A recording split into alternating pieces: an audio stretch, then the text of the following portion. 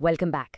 आज के इस एक्सप्लेनर में हम एक बहुत ही क्रिटिकल और हाई स्टेक्स क्लिनिकल सिनारियो को अनपैक करने वाले हैं। इमेजिन एडवांस्ड लिवर सिरोसिस का एक पेशेंट क्लिनिक में आता है और उन्हें एक सिंपल टूथ एक्सट्रैक्शन की ज़रूरत है। सुनने में बड़ा बेसिक लगता है, राइट? पर एक्चुअली ये एक मेजर मेडिकल इवेंट बन सकता है। चलिए विजुअली डिकोड करते हैं इस कॉम्प्लेक्स प्रोसीजर के हर एक स्टेप को। सबसे पहला सवाल जो दिमाग में आता है, एक सिरोसिस पेशेंट का टूथ एक्सट्रैक्शन आखिर इतना रिस्की क्यों होता है? लिवर सिर्फ डाइजेशन का काम नहीं करता, it's a bodies primary factory for blood clotting factors. जब लिवर हेवीली डैमेज्ड होता है, जैसे कि एडवांस्ड सिरोसिस में, तो बॉडी की ब्लीडिंग रोकने की कैपेबिलिटी ड्रास्टिकली कम हो जाती है। इस सिचुएशन में एक सिंपल दांत निकालने का प्रोसीजर भी एक लाइफ थ्रेटनिंग हेमरेज ट्रिगर कर सकता है। इस ग्रेविटी को समझना एब्सोल्युटली क्रूशियल है ताकि हम एक फुल प्रूफ मेडिकल प्लान बना सकें। इस पूरे प्रोसेस को नेविगेट करने के लिए हमारे पास एक 5 स्टेप रोड मैप है। पहला, रिस्क समझना, सिरहोसिस और एक्सट्रैक्शंस के बीच का लिंक। दूसरा, प्री सर्जरी चेकअप्स और कंसल्टेशंस। तीसरा, तैयारी, जिसमें ब्लड कंपोनेंट्स और एंटीबायोटिक्स आते हैं।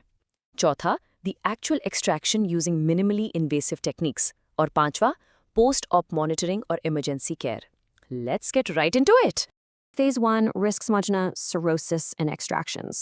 एक डेंटल सर्जन सीधे एक्सट्रैक्शन पर जंप नहीं कर सकता, नो वे। स्टेप 1 है एक बिल्कुल कॉम्प्रहेंसिव मेडिकल हिस्ट्री गैदर करना। पेशेंट का करंट लिवर डिजीज स्टेटस क्या है, क्या उनकी कोई हिस्ट्री है ब्लीडिंग डिसऑर्डर्स की, वो करंटली कौन सी मेडिकेशंस ले रहे हैं। ये सब ब्लड टेस्ट्स, अल्ट्रासाउंड जैसे इमेजिंग और स्पेशलिस्ट से कंसल्ट करके थरोली क्रॉस चेक किया जाता है। ये फाउंडेशन स्टेप स्ट्रिक्टली इंश्योर करता है कि आप किसी हिडन मेडिकल लैंडमाइन पर स्टेप नहीं कर रहे हैं। Okay, let's dive into phase 2, pre-surgery checkups and consultations. Evaluation के बाद जो सबसे वाइटल स्टेप आता है वो है हेपेटोलॉजिस्ट के साथ कंसल्टेशन। देखिए, डेंटल सर्जन और हेपेटोलॉजिस्ट को बिल्कुल क्लोज कोलैबोरेशन में काम करना पड़ता है।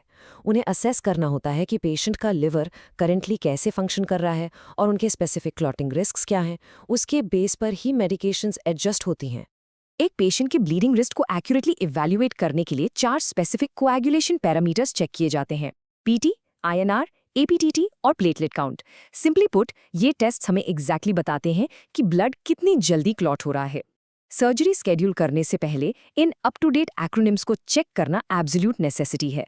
इन्हें इग्नोर करके आगे बढ़ना डायरेक्टली डेंजर को इनवाइट करना है। अब इन्हीं टेस्ट रिजल्ट्स और कंसल्टेशंस का डायरेक्ट इम्पैक्ट पड़ता है मेडिकेशंस पर। इस चौथे स्टेप में पेशेंट करंटली जो भी ब्लड थिनर्स यानी एंटीकोएगुलेंट्स और एंटी प्लेटलेट मेडिकेशंस ले रहा है, उन्हें टेम्पररी डिसकंटिन्यू या एडजस्ट करना पड़ सकता है। और ऑफ कोर्स ये डिसीजन अकेले डेंटल सर्जन नहीं लेता। इसके लिए हेपेटोलॉजिस्ट और प्राइमरी केयर फिजिशियन के बीच कांस्टेंट ओपन कम्युनिकेशन मेंटेन रखना एक रियल गेम चेंजर है। अब आते हैं सर्जरी से ठीक पहले वाले फेज पर। फेज 3, तैयारी, ब्लड कंपोनेंट्स एंड एंटीबायोटिक्स। अगर पहले किए गए टेस्ट्स में कोएगुलोपैथी यानी एबनॉर्मल ब्लड क्लॉटिंग डिटेक्ट होता है, तो प्रोसीजर से ठीक पहले हमें प्रोएक्टिव मेजर्स लेने पड़ते हैं।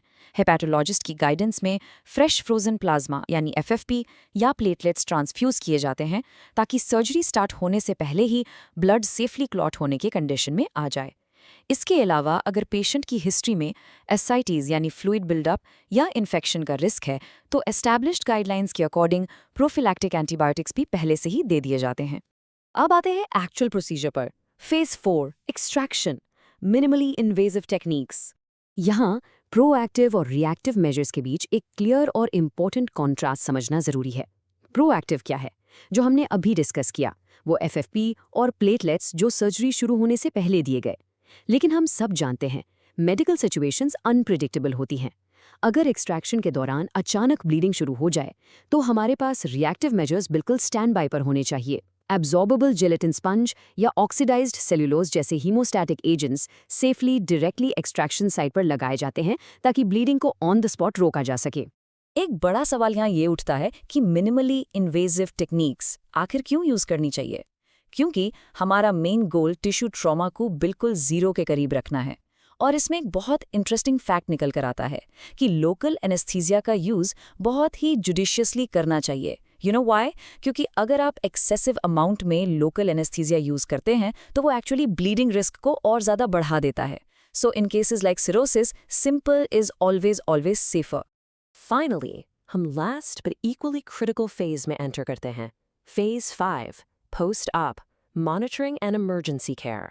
एक्सट्रैक्शन के तुरंत बाद विजिलेंस शुरू होती है. पेशेंट की हार्ट रेट, ब्लड प्रेशर और वाइटल साइंस स्ट्रिक्टली मॉनिटर किए जाते हैं to check for any signs of post surgery bleeding, infection या लिवर फंक्शन इश्यूज.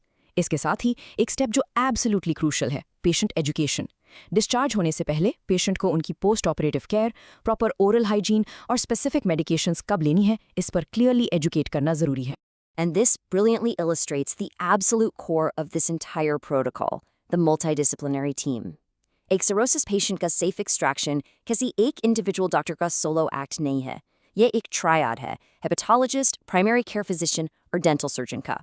अगर इन तीनों के बीच clear, open और continuous communication नहीं है, तो ऐसी high stakes procedures बिल्कुल successful नहीं हो सकती. So the crucial point is, इस पूरे meticulous planning के बावजूद, you always need a plan B. आपके पास एक strict emergency plan होना ही चाहिए. अगर surgery या post-op stage में severe bleeding complications आ जाएं, तो immediate strategy क्या होगी? Nearest emergency medical facility किस location पर है? ये सब strictly planned और documented होना चाहिए before the very first step. It's your ultimate safety net. Preparation is everything when facing the risks of severe bleeding and complications. इस पूरे एक्सप्लेनर को देखकर एक बात तो परफेक्टली क्लियर हो जाती है कि एडवांस सिरोसिस के केसेस में तैयारी ही आपका सबसे बड़ा हथियार है. सो टेल मी, क्या आपने कभी सोचा था कि एक बेसिक टूथ एक्सट्रैक्शन मेडिसिन के इतने सारे कॉम्प्लेक्स फील्ड्स को आपस में इतना टाइटली जोड़ सकता है? आई होप इस डीप डाइव ने हाई स्टिक्स डेंटिस्ट्री और लिवर डिजीज के इस क्रॉस सेक्शन को आपके लिए बिल्कुल क्लियर कर दिया होगा. ऐसे ही एंगेजिंग डिस्कशंस के लिए जुड़े रहिए और हम मिलेंगे आपसे नेक्स्ट